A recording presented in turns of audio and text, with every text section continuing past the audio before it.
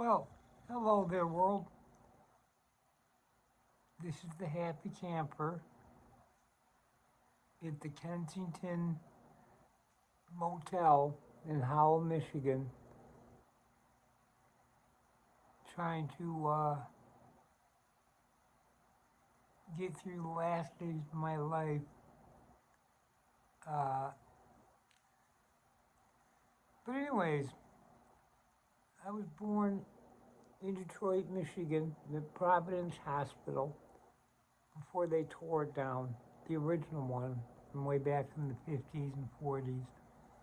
Anyhow, my mother and father, Patrick J. McFarland and Wanda Mae Hayden, were my parents. I was the second of four children of them. They actually had five, but my father forced my mother to go to Mexico in 1969 and have an abortion, which in America was illegal at the time. So she went to Mexico, had an abortion. Right down the street from where I grew up in Pontiac, Michigan, because we moved there eventually, like in 1961 or 60, I don't know. But my parents were always fighting. My father was a controlling, closeted gay man. He liked to suck dick. He didn't tell this to anyone, but I discovered it a long time ago. But anyways, 5 houses down the street from us in Pontiac, where we lived at 467 Thors Street, and right down the street, 5 houses down the street, was the Saccone family. Back in those days, the Catholic Church, which, Roman Catholic, Silvio Saccone, who called himself Tony, because I guess his real name was Silvio Tony Saccone. But the pronunciation of that last name is Ciccone. And he had a bunch of children with his wife, Madonna Fortin. And when I discovered those people and we became friendly, Tony and Madonna had 3 boys and 3 girls. Anthony Gerard, TG, then Martin Saccone, Marty, and then Madonna. Then after Madonna was Paula, and then after Paula was Christopher, and then after Christopher was Melanie.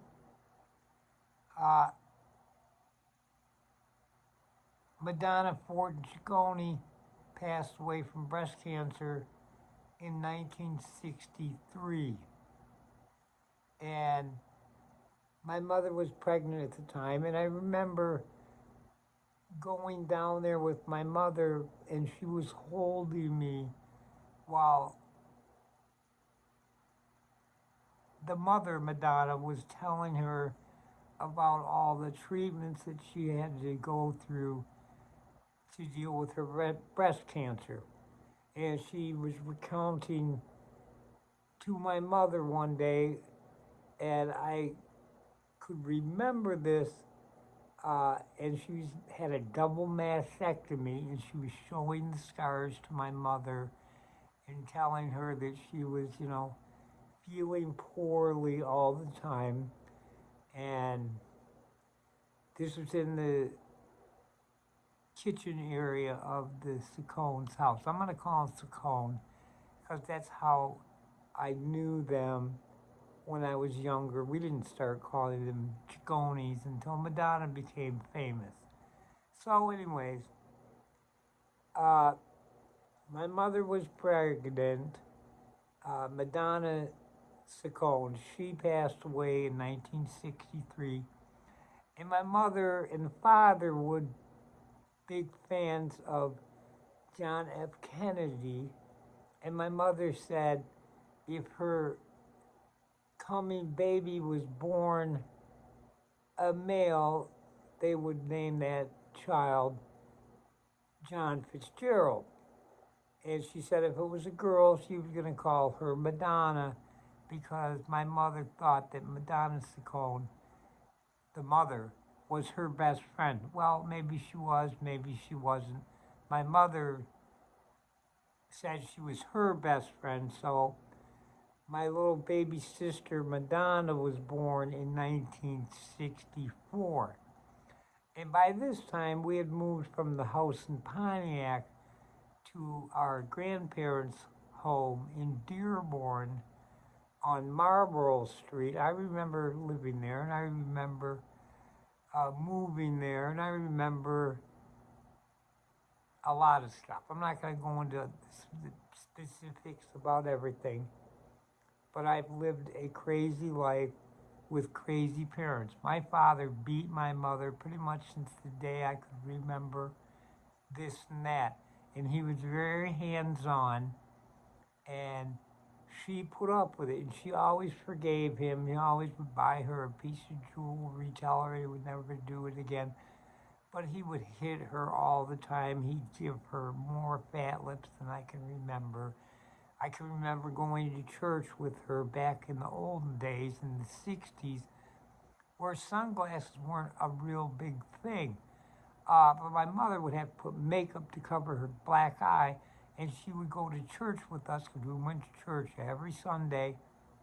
And in those days, we went to St. Frederick's Church in Pontiac, Michigan. It was right off of Woodward Avenue. And we would go there for church, and I was an altar boy there, and I can tell you about the things that happened to me when I was a young altar boy, about going in the back, and the head priest, I don't know what his name was, but he was the Holy Father, blah, blah, blah. And one day he made me pull my pants down because he wanted to make sure, his story to me was, he wanted to make sure that I had clean underwear or something like that. Next thing I know, he's got my wiener in his mouth. Now, I have no idea why he's putting my wiener in his mouth. All I know what to do with my wiener back in those days when I was probably 5 or 6. Yeah, I was 6. Or I was 5 going on 6 because I didn't turn 6 and I have a November birthday. So, and Madonna Saccone, who lived 5 houses down the street, she was 3 months older than me. She was born in July. I was born in November. Her older brother, T.G., he was an altar boy. Her other brother, Marty, he was an altar boy. And I don't know if that priest molested them, but when he put my wiener in his mouth, the only thing I knew to do with a wiener back in those days was to pee. So I peed in this motherfucker's mouth, and he wasn't too happy about it, but you know what?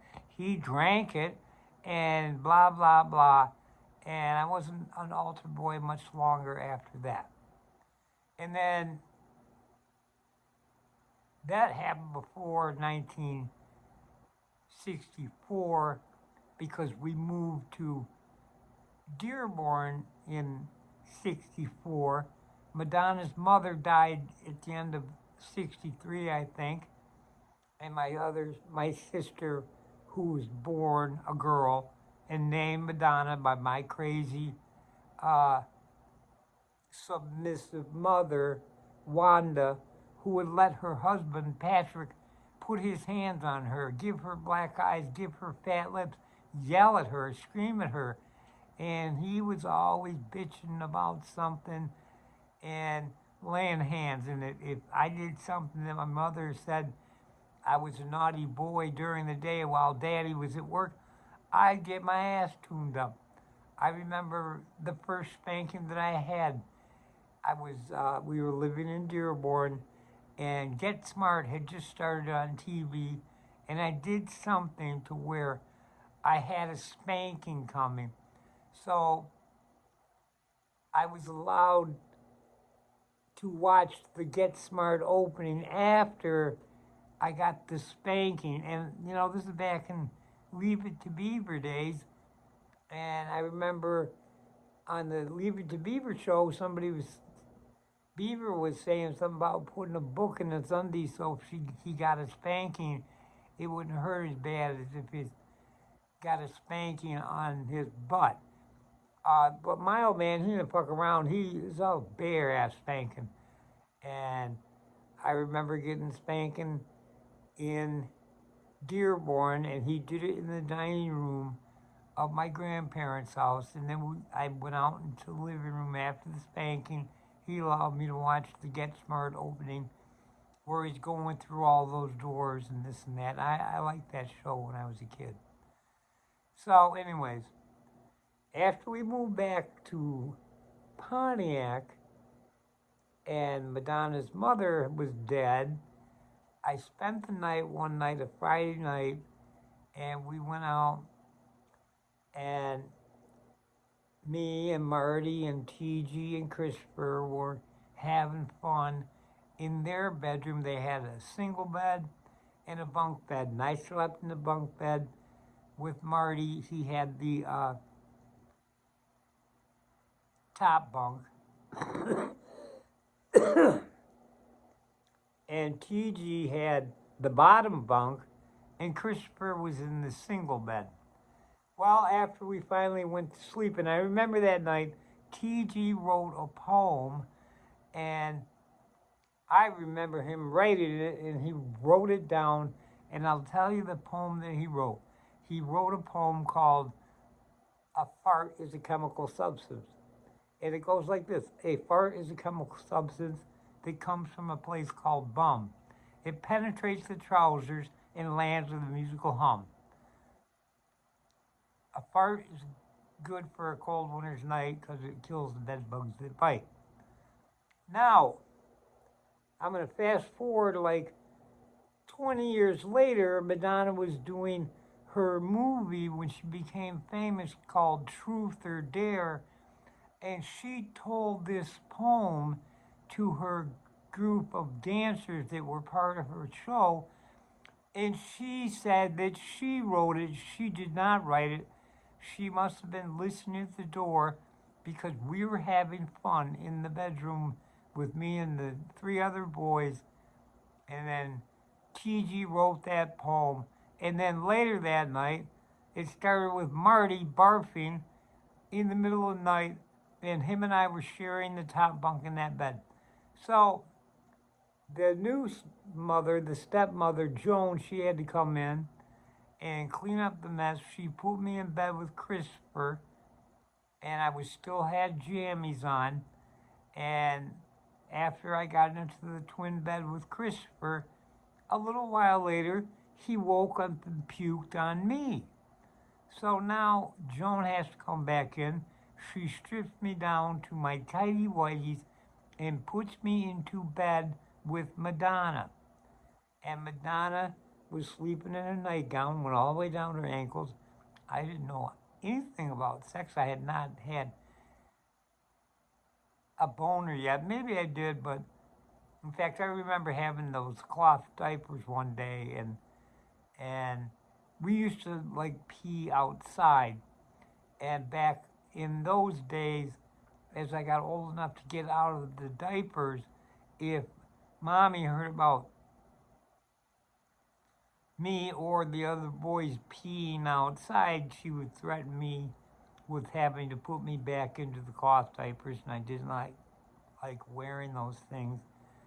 So anyways, I got put in bed with Madonna when I was 5 going on 6, and she was already probably 6. So in the morning when I woke up and we woke up, I don't know if Madonna saw me in my tighty whities, probably did, who cares. And then I put on my clothes and went home. And I guess I could tell you that I am the first male that she is not related to by blood who got to spend the night in the same bed with Madonna Louise Ciccone. Yeah. All I did was sleep. And I wore my tighty whities. And that was that, and that was a very long time ago. And I'm going to stop this now, and maybe I'll tell you some more later. Well, I will, because I have a life story and I want to get it out before I die, which may come pretty soon.